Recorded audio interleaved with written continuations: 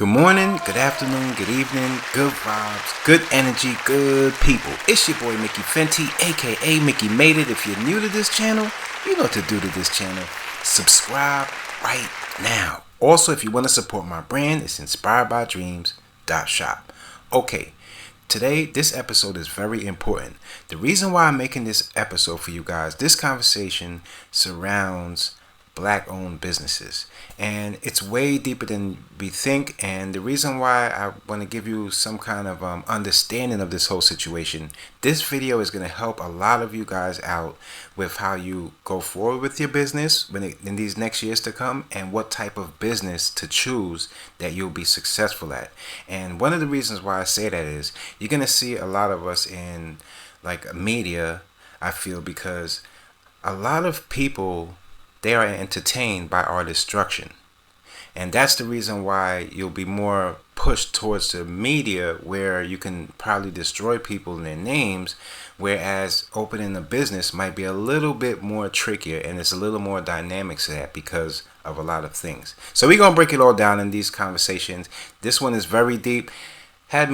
What an eye-opener. And some of this stuff I actually do is, that's like I always tell you, you can't always just throw your ideas out there on social media, or the things that you really value to yourself and the things that you really want to keep to yourself. Sometimes you have to work on it behind the scenes before you get to a certain point, because people in front of the scenes are. Use this. Let's get it.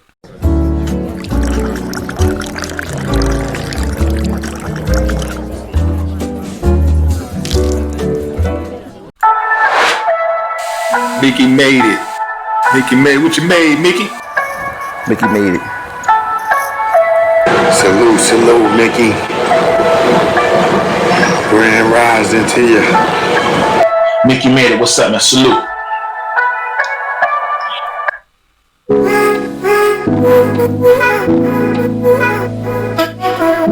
Keep your ideas internal. Don't share a lot of your plans with people, because they're less creative in the world than we are. You know what I'm saying? So what they do, they thrive off our ideas, because we so freely pop up with new stuff all the time. There's nothing for you to talk about your plans in front of somebody, because you just keep on making new ones and bigger ones and bigger ones. People that can't create, they're just sitting around waiting for you to say something, so they take that shit and put the spin on it, do it their own way. So me, I'm quiet until it's already too big for you to ignore. And if I don't say anything about what I'm building until I'm finished, I won't have to say anything, because you will see it in the middle of the street. Okay. So the same way I do with a lowrider, I never tell you, oh, I'm working on this, I'm working on a 55. And you'll be so surprised who actually has real ideas to change things, but are held back because of this type of energy that's going around. Hey, it is what it is. So everybody talk about what they're doing. I done worked with people and told them my ideas. Like, I'm working with you, so I just want you to know what we gonna work on next. Yeah. And then I look up and they doing it, either with somebody else or for themselves. And I'm just like, what the type of freaky shit is this? You know what I'm saying? Like, I'm the type of person, like, I done did certain shit, and then somebody else will drop something and it won't be the same, but just because it's so similar, I won't do it at all. Like, I won't even drop it at all. Like, Franksky does not think a Black-owned restaurant can be highly successful with great service in Atlanta. Why? Several reasons.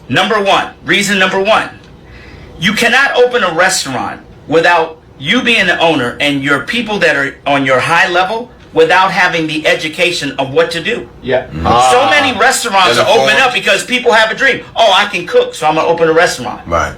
You get what I'm saying? Another thing is, when it comes down to restaurants and anything you have to deal with foods, health plays a big part. So if you don't have a person with education, or like, you know, they're not an official chef, then maybe the too much amount of salt, or you just have recipes you feel, okay, it tastes good, but maybe just too much salt might hurt so many customers. Some customers could take it. So you have to be very careful of who is the person in charge. Do they have the right certification for you to even taste test the food?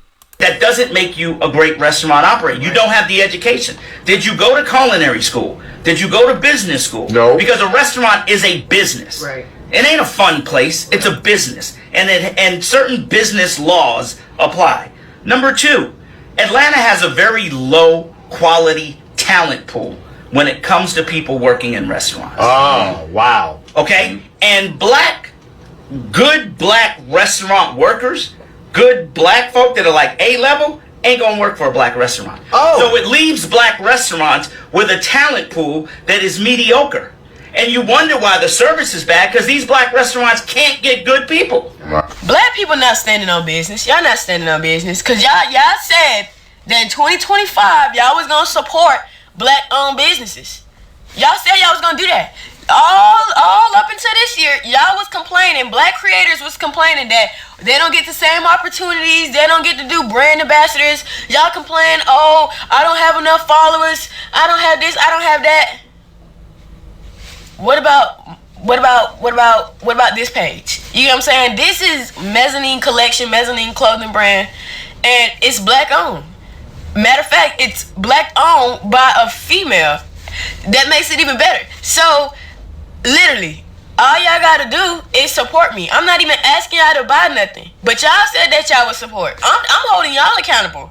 All y'all gotta do is get on my page, like one thing, comment one time, repost. Matter of fact, what you could do is go into your search bar and literally search Mezzanine Collection or Mezzanine Clothing Brand, and that will help me because it will boost. It's called search engine optimization. The more people search your name, the higher you get onto the search, right? So everybody that said, oh, we standing on business 2025, I got y'all, because I got y'all. I see y'all in the comments on my last videos. We got to 18,000 followers somehow. Black creators, black brand ambassadors, anybody. Come on with it. Oh, so now y'all talking about black businesses need to stick together. When businesses and platforms like mine been preaching that we need to operate black business as a community because solidarity is the only way for us to fight against social inequity and corporate abandonment. And I created a space for us to do exactly that. No Gatekeeping Entrepreneur Summit, February 1st. And y'all talking about, I don't think this event is for me. So now we mad at Target, rightfully so, because I've been buying my Honey Pot, my Tabitha Brown from Target, right, because of Target's Reach program. But let me tell you this, they know they need our black dollars. You know they need our black dollars because we spend $1.3 trillion a year. So they're counting on us to do what we always do, and that is we buy from them anyway. And I'm just asking, amongst all this talk and conversation right now, be a part of the change. Be a part of the change instead of just talking about it, because I'm tired of hearing about it. Do something. Why is it so hard to do business with black people? You ever done business with a black-owned business and it feel like you're doing business with a black-owned business? And when I say that, I'm saying like customer service may be off. I mean, something about it just feels like a lack of professionalism. Now, don't get me wrong. I own a couple of black businesses and I would want people to patronize my business, but I feel like it's a disconnect between the two. It's a disconnect between the people who want people to patronize their business because they black, and it's a difference between, I feel like, the consumer is not really understanding what it is even like to even run a business, let alone you being potentially a first generational person that just started a business. These are like pioneers of their family. These are the people who break in generational curses. So I feel like it's like a bridge between the people who run in the business to be a little more customer focused instead of bag focused and figuring out how to get the money more than they actually figuring out how to actually service the people and make sure that people actually come back. They're going to bite. They're going to steal. They're going to copy your ideas. People, as you guys know, I'm always talking about wealth, wild living. Today we're going to talk about the number one reasons why black businesses fail. People, you don't like to pay your workers. At the end of the day, a lot of you here's what's so crazy. You hire your sister, your brother, your niece, your nephew, your uncle, whatever the case may be, your family, your friends, just to, of course, help you out. But at the end of the day, the only person you're not paying well is them. A lot of you understand, for me to put myself in a position to start a business and not pay the person well, who is, of course, helping me get my business off the road, meaning they're my manager, they're my accountant, it's payable, they're my bookkeeper, they're my accountant, they're, of course, my supervisor. They're helping me out with all my day-to-day help that I need to be a great business, and the only person I'm not paying right is them, how do you expect them to, of course, make sure that the client is happy when they're not paid right? What I recommend to own, especially if you're a small business owner and you're going to hire your sister, your brother, your niece, your nephew, your uncle, make sure you sacrifice and pay your worker first properly. You get paid 2-3 years later when your business get better. I've learned, and this worked out great for me. I like to pay my workers well, because at the end of the day, that's why a lot of them been with me for 10, 12 years, because I pay them well. Compensation to people, once they're compensated right, they work well. When they're compensated improperly, guess what? You get bad performance. You get disrespect. Your clients are unhappy. Your clients are not coming back. So a lot of you small businesses, I get it. You're in business. You started a business. All you care about is me, me, me. If you have that me mentality, and you're a business owner, especially a small black business owner, you will always fail. Because when your workers are not compensated well, they will talk bad about you. They will underperform. They will underdeliver. And understand what happens to that end user. They're not coming back. So a lot of you, before you get into business, I highly recommend sacrifice compensation for yourself as an owner to make sure your employees are happy.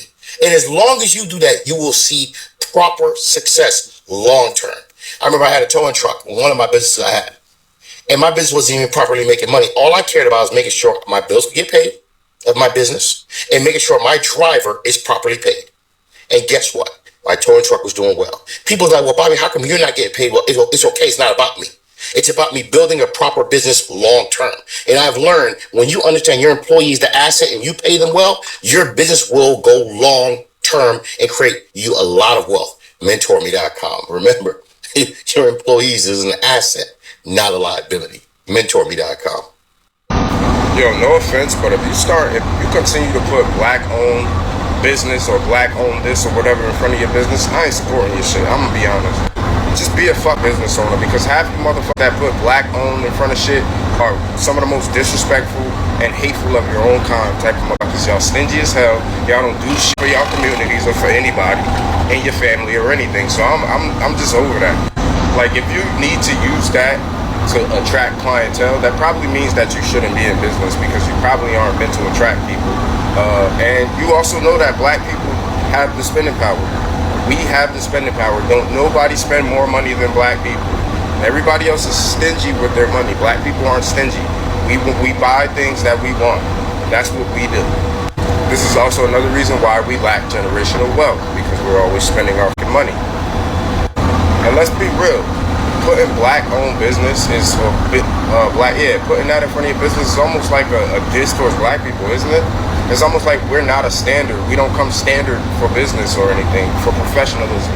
When black people were the standard for professionalism, black people were the standards for motherhood, fatherhoods, everything. We were the standard for everything. Culture, music, professionalism, work ethic, whatever. We were the standard for everything. Our kids used to be some of the smartest, most well-mannered kids in the fucking world. What are you talking about? Like, look.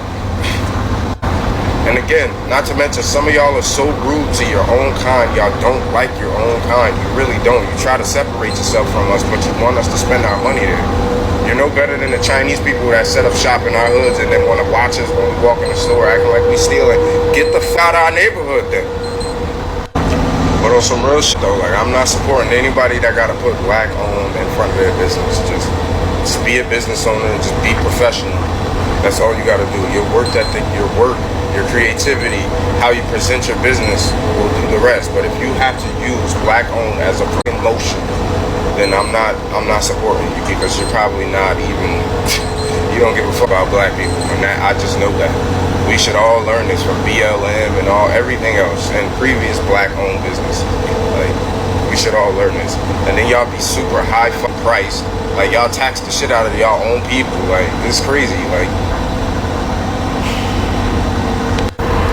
let me know y'all thoughts in the comments. Why is it every time we talk about entrepreneurship, we talk about Jeff Bezos and Mark Zuckerberg, but we're not talking about Robert Johnson, Tyler Perry, we're not talking about Calendly. Calendly is a black-owned tech company, but that's a story that a lot of people are still finding out today, because oppression will minimize stories that give hope for people who historically have been marginalized. We live in a country that's more likely to put white men with wealth on a pedestal pedestal than black men or black women. What has black wealth traditionally looked like in this country? The historical response to it has been violence. We've been socialized to not talk about money because it's not safe. What do you think is going to be the long-term ramification if we don't figure out how to get some ownership over here? Well, the community will no longer reflect the identity of the people. It's going to reflect the identity of the owners and what they do. Well, my line of business is helping others. The problem of us owning has more to do with our psychological, spiritual, and physical health. It's hard for people to come together and work together if you have 95% of our community psychologically intoxicated off drugs, pharmaceuticals, genetically modified. So you're dealing with a person that's out of their mind. So first you have to heal the person so they'll be able to make a conscious decision. We were talking about business being warfare and how right now we're at war. There's so many layers to this, man, because there's the whole mental health layer, which is why we're getting into that as well. Then there's the educational layer. This is the war that we just don't see because we're distracted. Entertainment, drugs, everything that comes in our community, we don't even see that this not owning this, the place that we built, is an act of war that we're losing. The majority of the people are not going to follow. All we need is a small group, like such as yourself, brothers as yourself, seek out those that's active, that's actually doing things. Yeah, that's all we need. So y'all are about to hate me for what I'm about to say, and I truly don't give a damn. I feel like some black people need a crash dummy 101 course on professionalism before entering into the workforce. Because the amount of unprofessionalism that I have faced within 24 hours from black ran establishments is unacceptable. Yesterday after work, I go into Family Dollar and I walk in to get some cat food. I go to the cash register. The cashier is talking to her coworker. Man, I'm ready to get off work. I gotta go take a shit. Like, girl, are you not embarrassed? But besides that, whatever. Her coworker says, hey, we got a customer. Like, that's like unacceptable. As he should. And she looks at him and says, I don't give a fuck. Shit, girls got to fart too. Like, what are we doing? And then looks at me like, you get what I'm saying? I'm like, no. Then I've been cooking a lot, so I don't go out to eat at fast food a lot anymore. But yesterday I was craving some Popeyes wings so bad. So I get the Popeyes and I say my order. And I don't know what this man said through the intercom. So I said, I'm sorry, could you repeat yourself? I said, what did I do? All I asked you was to repeat yourself. I couldn't hear you, love. They had the nerve to get my order wrong after I repeated myself. But the cherry on top was this morning when I went to go get my coffee and I wanted a sandwich from McDonald's. And I get to the intercom station and her and the person behind her get into a physical, not only a verbal, but a physical altercation at the drive-thru window while I'm just sitting there like, I don't even know what it was about. All I started hearing, I thought it was a customer. The way that somebody was talking, it was like, she was all kind of B's and H's, and I thought a customer had got crazy. So I looked over there. I said, wait a minute. The dining area is not open. They are fighting. The girls are fighting. And then had the nerve to get my order wrong. In all seriousness, no, for real. I'm really tired of us like fulfilling that stigma of that black people in the workforce are unprofessional, unhinged, can't take nothing seriously. It's just like, why give people the satisfaction of being right? It's kind of ridiculous. Like, just what I've encountered, the 3 incidents that I've encountered within the 24 hours. It's like, it's crazy. Why are we like this? And I'm not talking about black culture, just how we are. I'm talking about black professionalism. Just because you are a black person in a workplace does not mean that you do not know how to be professional, or you cannot be professional towards other people. And that's just simply being kind to others. Like, you don't gotta be a best friend of the customer, but just at least goddamn be fucking kind. People, everybody having a rough day. We get it. It can be a rough day for you, but just damn, do you gotta be such a nasty human being to people in the drive-thru, in the customer order area? Like, it's just, I don't know. I don't know who need to hear this, but a lot of y'all be going through blockages and stagnation in y'all life because y'all are thieves. Yeah, I said it. Y'all are thieves. Y'all like to steal. Y'all like to pick up shit that don't belong to y'all and run off with it. When you see somebody carrying a burden, mind your business. Mind your business. Why? Because it's for one of two reasons. It's either a part of their destiny to build their character and help them get to where they need to be for the highest good of this earth realm experience, or it's karmic repercussion. And here comes your dumb ass talking about, I even know what it feels like to carry that. I don't want to see anybody going through that. Let me scoop that up for you. Let me carry that for you. And then you wonder why spirit be knocking your head between the washing machine and dryer. Mind your business. When you go to the store and you walk out with them people's stuff and you ain't pay for it, they call the police come with the handcuffs, they put them on, they lock you up. Yeah? Mind your business. Stop stealing. Stop stealing. Wow, a lot of deep conversations. What I could say is, I feel like in the black culture, we need to start working on us before we start taking on these traits of becoming the new slave masters, or using that slave master mentality. That's how they treat us. Because when you really think about it, if we're not treating each other, we have to teach people how to treat us. And if we're not even treating each other or caring for each other, what makes you think other people are going to care about what we do? And they're going to just take ideas and run with it because everybody's on that hustle mentality. And like I told you guys, in the end, we all lose when it comes down to that. So you guys let me know about this conversation. Till next time, it's your boy Mickey Fenty, aka Mickey Made It. If you're new to this channel, you know what to do to this channel. Subscribe.